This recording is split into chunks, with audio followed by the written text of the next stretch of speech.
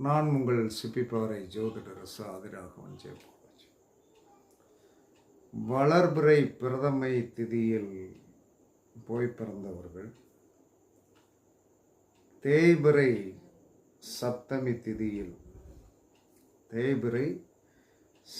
திதியில் திருக்கானூர் கரும்பீஸ்வரர் கோவில் வழிபாடு பண்ணுவது உங்களுடைய வாழ்க்கையில் பெரிய பாதிப்புகளிலிருந்து உங்களை விடுதலை செய்யக்கூடிய ஒரு அமைப்பாக கண்டிப்பாக இருக்கும்.